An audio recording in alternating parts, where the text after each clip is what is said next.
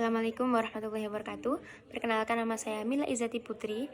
Sini saya dari kelas IATB akan mereview kitab Rijalul Hadis karya Syihabuddin Ahmad bin Ali bin Hajar Al-Asqalani, yakni kitab Tadhib At-Tahdzib. Sebenarnya apa sih kitab Rijalul Hadis itu? Jadi, kitab Rijalul Hadis merupakan kumpulan para perawi hadis Nabi dari zaman sahabat, tabi'in, tabi'in, hingga para penghimpun hadis Nabi. Contohnya seperti Al-Bukhari, At-Tirmidzi, An-Nasa'i, Muslim, dan lain sebagainya. Beliau bernama asli Syihabuddin Abi Fadl Ahmad bin Ali bin Hajar Al-Asqalani. Lahir di Mesir pada 12 Sya'ban tahun 773 Hijriah dan wafat tahun 852 Hijriah. Sejak kecil, Ibnu Hajar telah piatu dan diasuh oleh ayahnya yang juga merupakan ahli fikih, bahasa, dan qiraah. Selain itu, Ibnu Hajar juga telah mampu menghafalkan Al-Quran dengan sempurna sejak usia 9 tahun. Ibnu Hajar tergolong ulama yang cukup produktif, yakni menghasilkan karya-karya dalam khazanah keislaman. Di antaranya adalah Fath Al-Bari, sebuah karya yang mencoba memberikan syarah terhadap kitab kumpulan hadis karya Imam Bukhari. Selain itu, Ibnu Hajar juga cukup padu dalam kajian Rijalul Hadis. Di antara kitab-kitabnya adalah Isobah fi Tamyiz As-Sahabah, Tadhib At-Tahdzib, Takrib At-Tahdzib, Lisan Al-Mizan, dan lain sebagainya. Tujuan mempelajari kitab Rijalul Hadis: yang pertama, memudahkan para pengkaji hadis dalam melakukan kritik sanad. Yang kedua, para pengkaji hadis menjadi tahu apakah seorang perawi hadis tertentu memenuhi kriteria yang disebutkan sebagai perawi yang dapat diterima atau tidak. Kemudian yang ketiga, apakah seorang perawi hadis memang terhubung dengan perawi sebelumnya atau tidak. Dengan melihat beberapa pentingnya kitab-kitab Rijalul Hadis, tidak heran bila kemudian terdapat sebuah ungkapan terkenal bahwa pengetahuan tentang para perawi hadis adalah separuh dari ilmu hadis itu sendiri. Kitab Tadhib At-Tahdzib merupakan karya Ibnu Hajar yang berupaya meringkas dan menyempurnakan kitab Tadhibul Kamal karya Al-Mizzi yang oleh Ibnu Hajar dianggap terlalu panjang dan bertele-tele.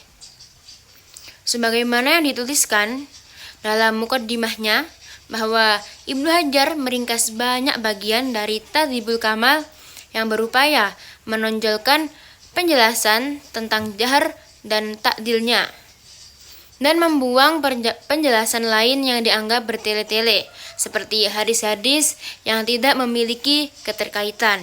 Selain itu, meringkas sebagian isi kitab dengan membuang sekitar sepertiga dan menambah keterangan beberapa perawi yang biografinya disebutkan, serta mengurutkannya sesuai dengan abjad.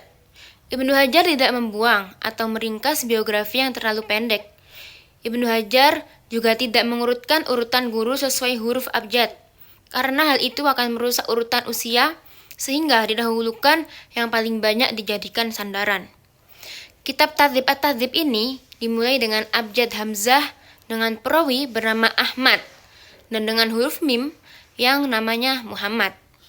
Jika perawi memiliki nama kunyah atau nama aslinya telah dikenal atau tidak diperdebatkan, maka akan dicantumkan dalam kelompok nama asli dan ditulis lagi dalam kelompok kunyah. Sedangkan jika nama aslinya tidak diketahui atau masih diperdebatkan, maka dimasukkan dalam kelompok nama kunyah dan ditulis ulang dalam kelompok nama asli. Kemudian untuk kelebihan kitab ini, yang pertama, kitab disusun menggunakan urutan abjad sehingga sedikit memudahkan pencarian rawi. Yang kedua, ada bab yang khusus mengelompokkan rawi berdasarkan kunyahnya, baik rawi laki-laki maupun perempuan. Kemudian yang ketiga, ada bagian atau bab yang secara khusus mengelompokkan rawi wanita. Yang keempat, jilid terakhir merupakan fihris yang memudahkan pencarian.